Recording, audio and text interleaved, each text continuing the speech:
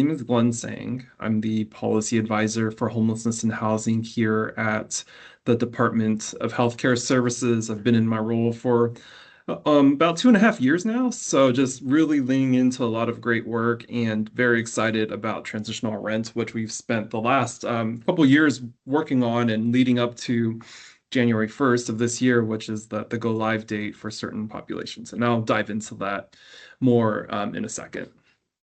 Can we go to the next slide, please?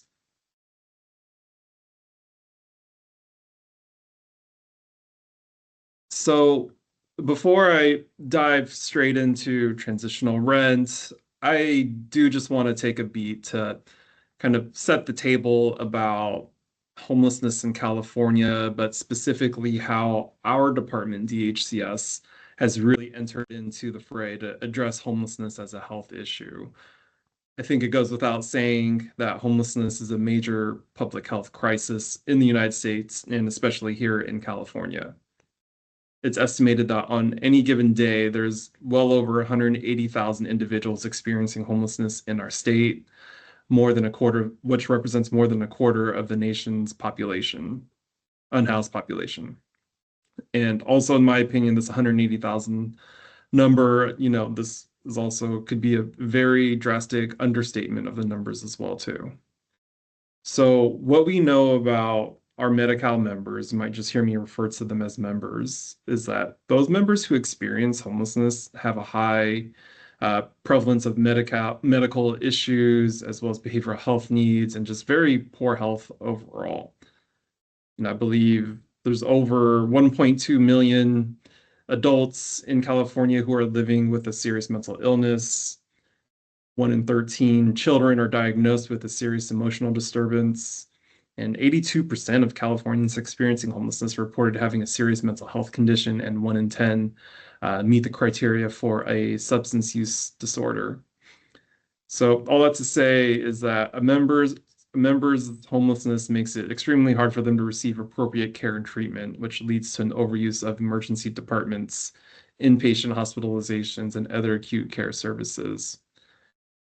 Our members who have housing instability and are experiencing homelessness also have a mortality risk that is 3.5 times higher than people with similar conditions who are unhoused.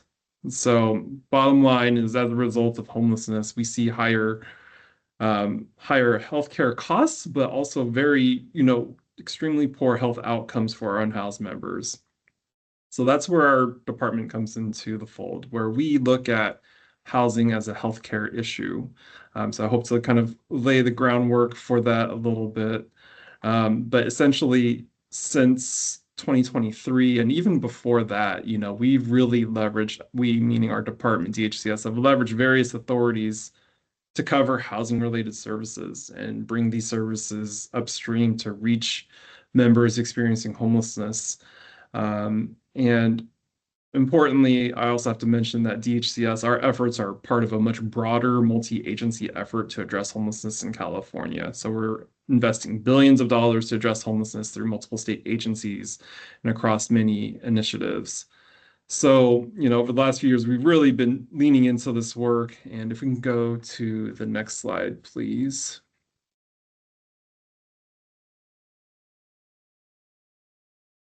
I think many folks, I think it's safe to assume many folks are tracking a lot of the initiatives that we've rolled out as part of our CalAIM initiative.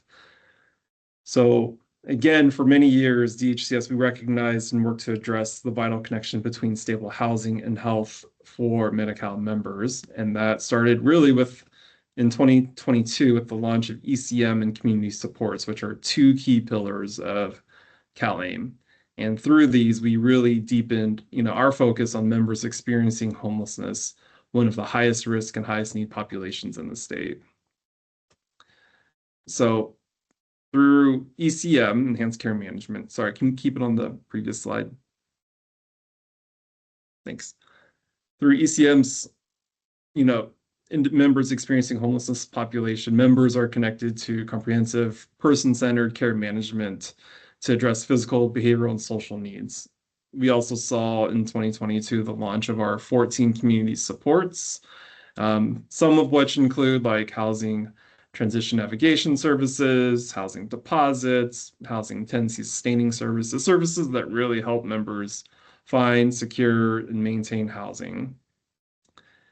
What I am here to also introduce today is transitional rent, which builds on these efforts by providing a targeted, time-limited benefit designed to prevent adverse health outcomes and to serve as the first step in connecting an individual with long-term housing. So I'll go over what transitional rent does more in the upcoming slides, but in a nutshell, it covers up to 6 months of rental assistance for members who are experiencing or at risk of homelessness and meet additional eligibility criteria. Also, too, with transitional rent, this will be the first mandatory community support that MCPs, managed care plans, are required to cover for specific populations. And that began really just 28 days ago on the 1st of this month. So this is unique community support as it's going to be mandatory coverage of this benefit too. So that all said, let me go to the next slide. One thing I like to do is, we get a lot of questions about what these policies are, what these initiatives are, and about midpoint last year, we updated our community supports policy guide and separated them out into 2 volumes.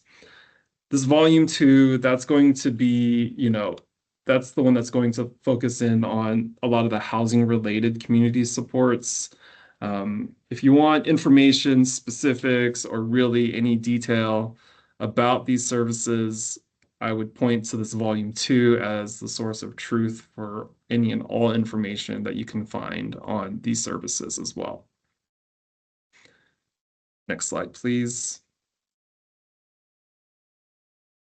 So here's how the volumes are broken up. Again, I'm going to focus on volume 2 here, and then you can see all of the community supports that we have identified as being like housing related or very targeted towards, members who are experiencing or at risk of homelessness. I won't go through and list all of these, but just wanted to make sure folks are tracking the latest and greatest and where everything lives as well. Next slide, please. And next slide. All right, great. So one thing I'd like to say about transitional rent, it's 6 months of straight rental assistance paid through Medi-Cal. And earlier I talked about services that go upstream and really address, housing as a social driver of a member's health.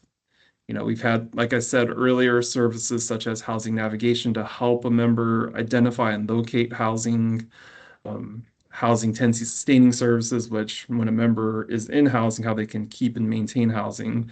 Those are also like very like kind of case management type of services. But this one is very unique because in California, there's many problems and things that drive the homelessness issue.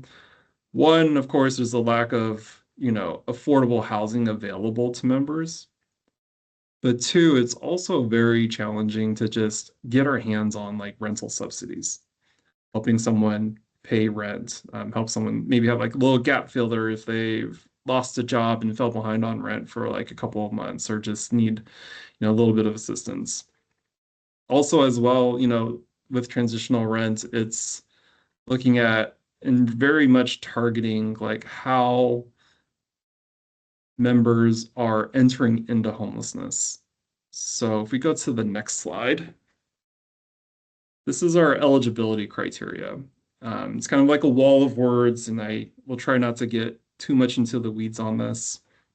But the way I like to describe it is to be eligible for transitional rent, you have to meet a component within each of these 3 buckets. So the 3 buckets are 1, meeting clinical risk factors. So, meeting clinical risk factors could be, meeting access criteria for specialty mental health services. It could be, having 1 or more serious chronic physical conditions. We also have included here members who are pregnant to 12 months postpartum. That was a big win for the department to really include those members and very much considering the the dangers and risks our pregnant and postpartum members face while they're unhoused and the development of their children. Two, it's the social risk factor that we call it, such as experiencing or at risk of homelessness. I think that one's a little bit more straightforward. But three, I kind of alluded to this earlier as well, and true to the name of this benefit, they must meet transitioning criteria. So the way I like to describe transitioning criteria, it's, when we look at like pathways into homelessness, we also look at like where are folks coming from that are entering into the streets? A lot of them are exiting county jails, state prisons, youth detention facilities. They could be, individuals exiting out of certain inpatient settings, you know, individuals exiting out of foster care, for example, or other types of shelter settings that are shown in interim settings.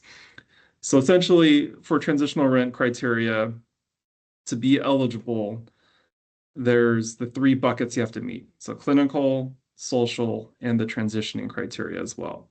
The transitioning criteria, we try to be very encompassing, also including, as you'll see here, some kind of like high risk populations, such as, individuals who are experiencing unsheltered homelessness.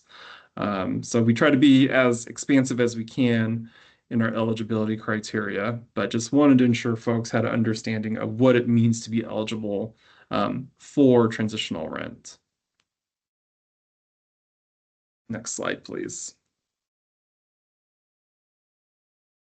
Okay, so with transitional rents, the department, DHCS, we are implementing transitional rent in phases. This is going to be very similar to how enhanced care management was rolled out, but also very different too. So similar in a fashion where transitional rent we are implementing by population of focus. ECM has populations of focus as well, but just want to note for folks, our populations of focus are different.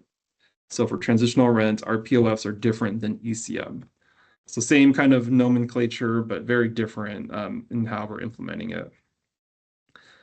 The first population of focus, it's POF1 here, it's the behavioral health population of focus.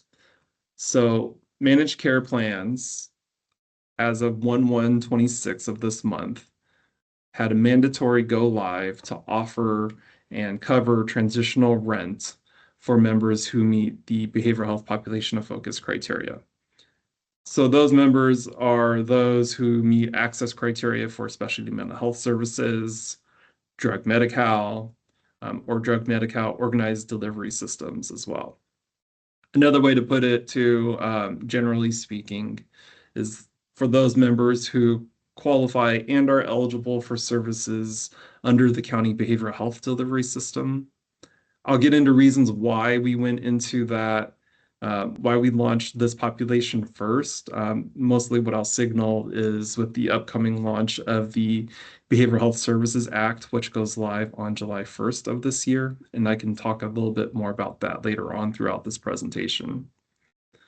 The other populations of focus that you'll see here, so members who are pregnant postpartum, transitioning out of foster care, transitioning out of carceral settings. We don't have a schedule yet for when those will go live. This is also not the order in which they'll go live either. So for example, you might see transitioning out of carceral settings as POF4. That does not mean that's the fourth one to go live. We haven't set a schedule or a cadence for that yet. So we're having internal discussions, but again, we just focused on the launch of behavioral health, population of focus. So again, any member who meets the behavioral health population of focus criteria, so looking at that bucket one, clinical risk factors, plus also experiencing or at risk of homelessness, plus also transitioning out of inpatient settings, carceral settings, et cetera. So that's what we're looking at for the current mandatory go live. Next slide, please. So what does transitional rent cover? So very straightforward. Transitional rent covers, again, just straight rental assistance in allowable settings for up to 6 months. This also includes The other kind of costs that are rolled up into the payment to a landlord. So, sometimes when we pay rent to a landlord, we also pay for like landlord paid utilities, like, water, sewage, garbage, what have you. Those are the kind of things that often a lot of landlords pay for and charge as part of the rental payment. So those are also covered under transitional rent. Other things that are, rolled up to the landlord, like maybe storage fees or amenity fees that might be charged as part of the rent payment. Those are covered as well. So again, 6 months of just straight up rent, and then also any other costs that are rolled up to the payment to the landlord are allowable. Next slide, please. I spoke about this a couple of slides ago, but just wanted to have folks understand our implementation timeline. We had an optional go live date of transitional rent back on July 1st, 2025. There were no managed care plans that opted to begin covering transitional rent that early. So right now we're looking at this middle row, which is highlighted in tan. Again, this is the mandatory launch for the behavioral health population of focus. Again, just wanted to lay out some of this as well. July 1st, 2026, we're looking at a Behavioral Health Services Act go live date. So what we're trying to do, what I'm trying to illustrate here, is that we're trying to line up transitional rent, which is offered through Medi-Cal managed care plans, with the BHSA services, which are offered under the county behavioral health delivery system as well. And again, future phase-ins of additional populations of focus are to be determined at this time, but I'll be sure that folks here are tracking the latest and greatest when we go live for other populations of focus. Next slide, please. So how will transitional rent be delivered? This is going to be very similar to how current community supports are delivered right now. So DHCS, we contract with Medi-Cal managed care plans, and we provide a per diem rate to managed care plans per member. Managed care plans, they are then required to build a network of transitional rent providers. And again, another reason why we've went with a phased implementation approach. Building the network of providers does take some time for our plan partners, but those plans have been executing and engaging in contracting with providers. And those providers in turn pay the landlords. Those providers, what I also like to describe them as, are like kind of like check cutters. So the plans aren't paying landlords directly. The plans are paying providers who pay the landlords. So just wanted to make sure that that was clear. But yeah, that's how transitional rent will be delivered in very similar fashion to other community supports too. Next slide, please. So who are our allowable providers? So transitional rent providers, a lot of our plans, they looked at existing provider capacities. So we have like housing deposits providers. A lot of plans have leveraged that. But what we've also tried to lift up for our plan partners is that there are other provider types out there that they should be engaging with um, to help build out like their network of providers for transitional rent, especially since this is a mandatory benefit. So other provider types that we're seeing come online, I think probably most prevalent right now are county behavioral health agencies, are many of which are contracted providers. If county behavioral health is declining to contract with the plan, we are telling plans that they need to still work with their county behavioral health partners to identify who are their providers as well. And that's in the same vein because, county behavioral health agencies and their own contracted providers, they know their members, they know their clients, and we want to ensure plans are connected and are able to offer this service as much as possible. So county behavioral health, again, that's one allowable provider. What I'll also describe too is we are telling plans, and other certain provider types, there's also public housing authorities. I think that that's an untapped provider type in the communities right now. I know housing authorities, they often administer kind of like your housing choice vouchers or Section 8 vouchers, mainstream vouchers, emergency vouchers that we saw through COVID. So they're very well accustomed and have kind of that back office where they can, provide rental subsidies and cut checks as well too to landlords. Other provider types are like flexible housing subsidy pools. Our department's really been leaning into flex pools, and those are certain types of entities that can braid different resources such as transitional rent or other available funding locally or any other sources of funds, and really braid these resources together to make a stronger rental subsidy. So it's not just like 6 months of transitional rent by itself, but instead it's like 6 months of transitional rent and maybe other local dollars and maybe other, um, grant dollars or what have you that's out there too. And this is just really to try to, maximize resources that are available to members. So we're starting to see more flex pools come online, which is very exciting. So what do transitional rent providers do? They also help identify appropriate settings. They ensure that the unit is habitable. So there are habitability standards that we set out for, transitional rent providers and for members. They also ensure that the rent payment agreement with the landlord and or property owner is structured and ensure that rent, essentially rent is paid on time at the beginning of the month. Additionally, these providers too, we want to ensure that they're coordinating and working together with other supportive services providers too. And the reason why we're emphasizing that is because, once we house members, that's really where a lot of the work starts because we want to prevent return to homelessness. And once we get them housed, we want to keep them housed. So that coordination piece is very paramount to us. And I'll describe some of the efforts that we have for that in the coming slides too. Next slide, please. All right, so this slide, another wall of words, but what I wanted to describe here is where is transitional rent allowable? And the main headline here is that transitional rent can be utilized in both permanent and interim settings. One thing that our department was looking at was when we were looking at permanent and interim settings is how are we defining these setting types?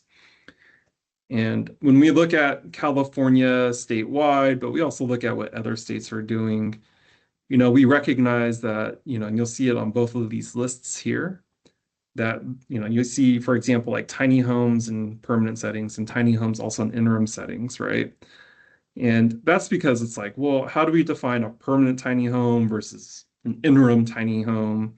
And that can get quite tricky. So we took a simple approach and said, look, if a setting has a renewable lease agreement with a term of at least 1 month, that is going to be a permanent setting. If the setting does not have a lease attached to it, then we're going to call that an interim setting. The reason why we didn't go too deep into defining each setting type were just out of pure caution of unintended consequences. So for example, I'm gonna stick with the tiny homes example.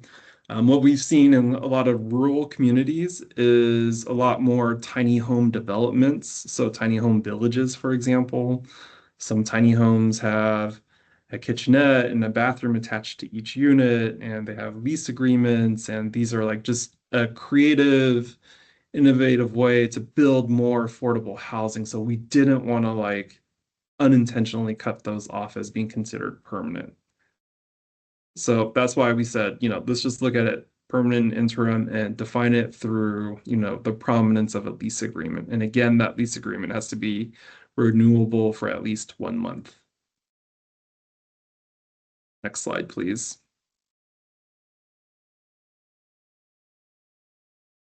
Okay, so one question I get a lot is, how is transitional rent connected to all these other services that we have? And the way we look at it is like, how does this open doors and how do we make things like simpler for our providers, our community, our members? And one thing that we had was kind of like this idea of an auto referral, auto authorization. So what we wanted to do is look at like how does transitional rent interact with ECM, and then what we call the housing trio. The housing trio being housing tenancy, sustaining services, housing deposits, housing transition navigation services. So what I'll say, and it's reflected here in italics, is that we're currently working on referral standards that will outline how this will work with all of these services. But if we go to the next slide, I can preview, some of the things that we're talking about. And the one thing I'll say, and I really want to emphasize, is for ECM. How does transitional rent and ECM work together? I've said earlier that once we get a member housed, that's a very critical point in that member's journey. And we looked at ECM and we looked at the role of ECM and how that is a very key part in ensuring that that member who is newly housed is connected with a lot of like services that will help them sustain housing, connect them with needs, and provide some of those wraparound services as well too. Isabel, I think we lost the slide deck. I lost it on screen here.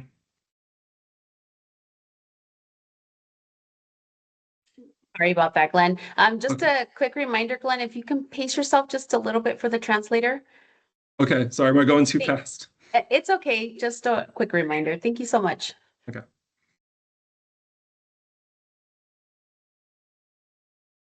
Okay, so again, for our transitional and ECM, what we're saying and what we're going to do is that once managed care plans determine that members are eligible, so keyword eligible for transitional rent, then the plan must authorize ECM for that member.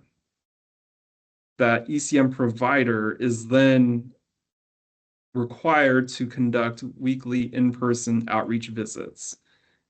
This ECM auto authorization, it's meant to, the ECM provider to just start conducting outreach to the member, build trust, hopefully convince the member to fully enroll in ECM so that ECM provider can begin ensuring that the member is connected with, their doctor's visits, ensuring transportation, connections with other, non-clinical things, but things that address like, their housing instability, their overall health, maybe connect them with, like some CalFresh, help them, with getting eligibility for other programs that the member can benefit from.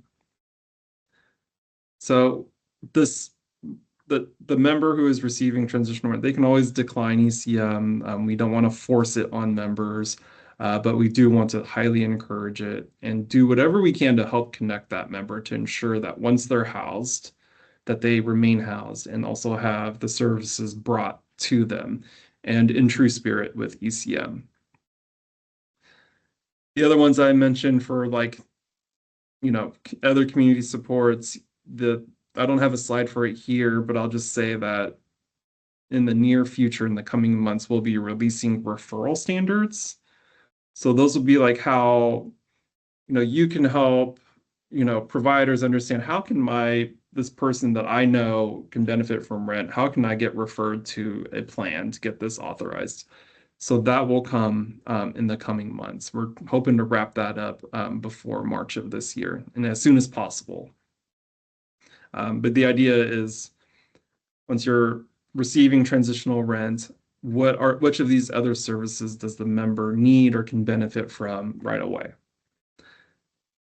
Next slide, please. So I previewed this a bit as well too. So we know that transitional rent now is offered through Medi-Cal managed care plans, and that began on January 1st of this year, 2026, for the behavioral health population of focus. I just wanted to highlight here that coming up in July 1st of 2026, our county behavioral health departments will be going live with the Behavioral Health Services Act housing interventions.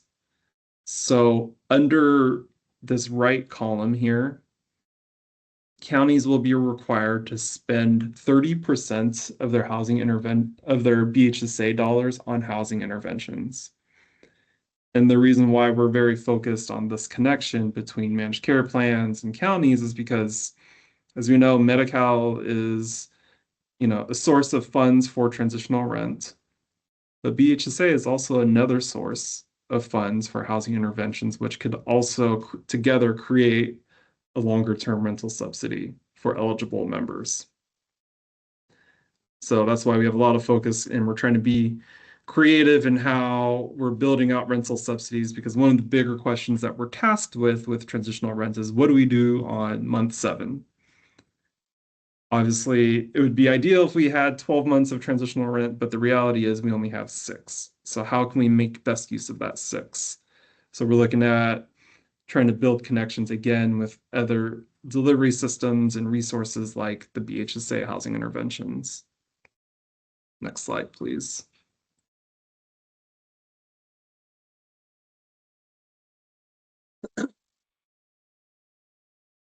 So what I'll say here is a little bit more detail about how transitional rent and BHSA housing interventions uh, fit together. Importantly, in each county in which an MCP operates, the plan must offer to the county behavioral health agency, an option to contract with behavioral health. And for behavioral health, the one thing that we're trying to highlight is that for BHSA, there's actually in law that they must leverage Medi-Cal dollars first for housing related community supports. So that all said, Medi-Cal community supports that, such as transitional rent or housing navigation, those come first before BHSA dollars can work together, before BHSA dollars can kick in. So counties must seek Medi-Cal and work with the plans and refer members into the plan for services that are available in their counties as well. And we actually envision that the county can be kind of like the bookend to transitional rent, where at the conclusion of transitional rent, that the county can pick up the remainder of that rental subsidy. Next slide, please.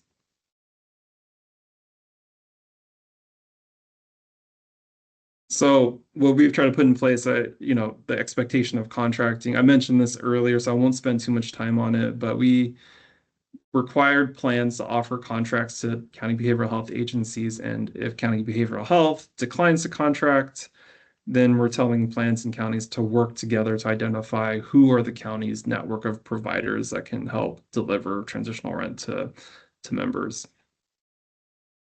Also, too, to help streamline authorizations, if you're a county behavioral health agency and you're contracted, then you can have streamlined provisional authorization for transitional rent, all in the vein of like, hey, I know my member and I want to provide rental assistance now versus having to wait, a certain amount of time for it to be authorized by the plan.